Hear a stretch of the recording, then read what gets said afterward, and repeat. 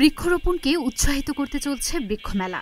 কিন্তু এই মেলায় মাঠ জুড়ে দোকান সংখ্যা প্রায় 40টি হলেও গাছের চারা বিক্রির দোকান মাত্র একটি। বৃক্ষ মেলার নামে বিভিন্ন মুখরোচক খাবার, কসমেটিক্স, প্রসাধনী সহ শিশুদের খেলনার বিভিন্ন রাইড দিয়ে সাজানো এমন মেলাকে কেউ বলছেন গাছের সঙ্গে তামাশার মেলা, কেউ আবার বলছেন বৈশাখী মেলা বা বাণিজ্য মেলা।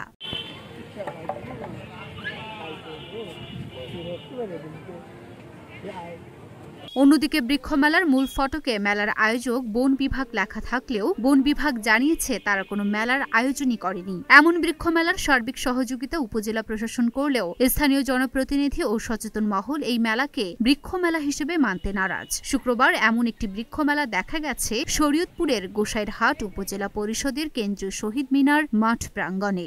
মেলার মাঠ ঘুরে দেখা গেছে মেলায় সর্বমোট দোকান বসেছে 39টি। এর মধ্যে 38টি দোকানই বিভিন্ন মুখরোচক খাবার, ফুচকা, চটপটি, কসমেটিক্স, প্রসাধনী সহ শিশুদের খেলনা আর বিভিন্ন রাইড দিয়ে সাজানো। এদিকে মেলার এক কোণে পড়ে রয়েছে মান্নান নার্সারি নামে একটি গাছের চারা বিক্রির দোকান। মেলায় আসা দর্শনার্থীদের গাছের চারা বিক্রির ওই দোকানটি ছাড়া বাকি সব দোকানেই ভিড় দেখা গেছে। বৃক্ষ মেলায় গাছের চারা বিক্রির ওই দোকানটিতে সকাল থেকে দুপুর পর্যন্ত মাত্র 2000 টাকার গাছ বিক্রি হয়েছে। মেলা তো সাধারণত বৃক্ষ থাকারই কথা, কিন্তু এছাড়া অন্য যে সমস্ত দোকানগুলো আছে ওইগুলোতে ভিড় বেশি বৃক্ষর তুলনায়।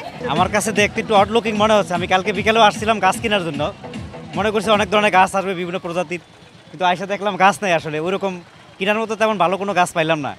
আইসা দেখে যে বিভিন্ন ধরনের দোকান, মনে হয়েছে বাণিজ্য মেলার মতো মনে হইতেছে, বৃক্ষমেলার মতো লাগতেছে না। বৃক্ষমেলা, সেই বৃক্ষমেলাটা যে বৃক্ষমেলায় রূপান্তরিত হলো না আনন্দ মেলায় রূপান্তরিত হলো, আসলে আমরা যেই সুবাদে বৃক্ষমেলাটা আমরা এখানে করতে চাইতেছি বা সরকারের পক্ষ থেকে প্রতি বছরের ন্যায় এটা করে, সেই সুবাদে এই বৃক্ষমেলার চেয়ে অন্য মেলা বিনোদনমূলক অনুষ্ঠানটা এখানে বেশি আকর্ষণ অনুমান করতেছি আমি। কিন্তু বৃক্ষমেলাটা দিয়ে আমরা দেশে যেভাবে প্রতিটা একটা গাছ কাটার পরে 10টা গাছ লাগানো, যেই জিনিসটা আমাদের শেখানো, যেই জিনিসটা আমাদের বলা, সেটা আমরা বলতে পারতেছি না, সেটা আমরা সেইভাবে ফুটিয়ে তুলতে পারি না।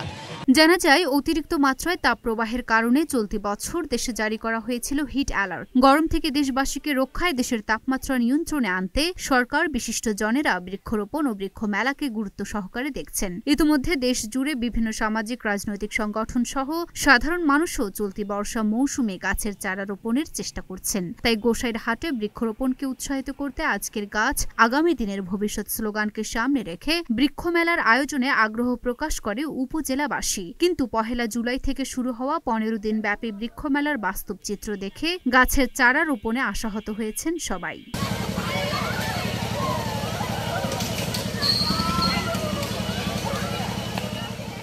লুনা ফ্রোসনিপা, ঢাকা পোস্ট।